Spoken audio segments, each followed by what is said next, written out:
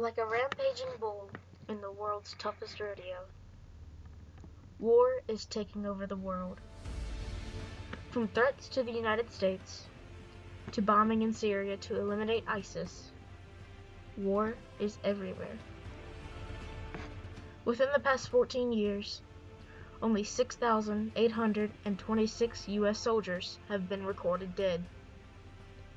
That number may be low, but to a soldier's family in the United States, it could mean a lifetime. Poor decisions made by elected politicians that we soon regret electing after the fact are what is tearing this country apart. War can easily be prevented, and it's hiding right under our nose. For this problem, I see quite a few solutions to tame the bull that we have set loose on this country. We must first send the world leaders that are in a fight on a cruise so that they can bond and have some good times together, which would probably relieve some tension. They could go whale watching together, maybe have a few drinks with some small talk here and there. Maybe go and reenact the Titanic scene for more of a dramatic feel. Watching movies with someone you have recently wanted to kill sounds fun, right?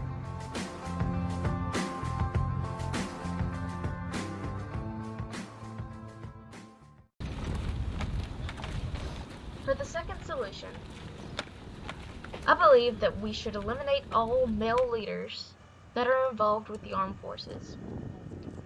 After all, they seem to be the reason that we fight the most. I believe that we should have female leaders. Females won't talk to each other when they're mad, which will help the outcome of preventing a war. Men and their testosterone should not be allowed to have their bodily functions make their decisions for them. Yes, women have their times where their bodily functions can cause them problems. But most women will still ignore each other when they're angry.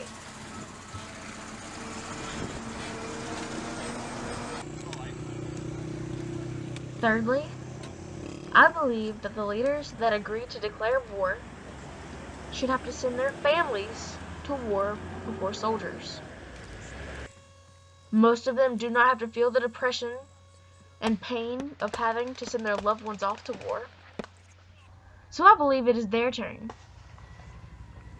They should send their immediate family, first and second cousins, aunts, uncles, as well as grandparents, to fight for the country that they have just put in a bad position.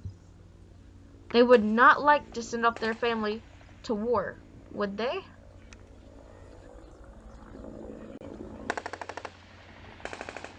My fourth solution to propose would be that I believe that any leader that declares war should have to accept full responsibility in paying for any structural damage that was caused by any of the war. This way, innocent people overseas that have nothing to do with the decisions made can have a home to go back to after all the tarnation has occurred. They didn't choose to be a part of the war, so they shouldn't be punished for it.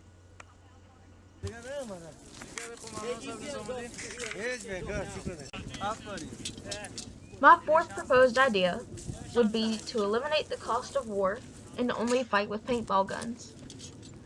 Paintballs cause little structural damage and very little physical harm. When you get shot with a paintball, you're out. This concept will help to gain soldiers, because who doesn't like a good paintball match? Most people don't want to join the military because of the conflict and risk that it takes. Along with increasing troop size, we can also turn it into revenue for any country, possibly placing bets on who will win the paintball games, and it can help the economy.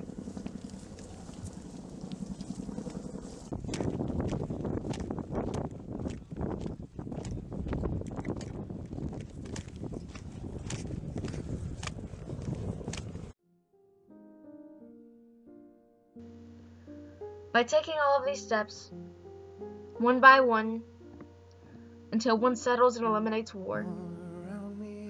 We can help to save lives, increase troop size, decrease conflict, and relieve tension between rival countries.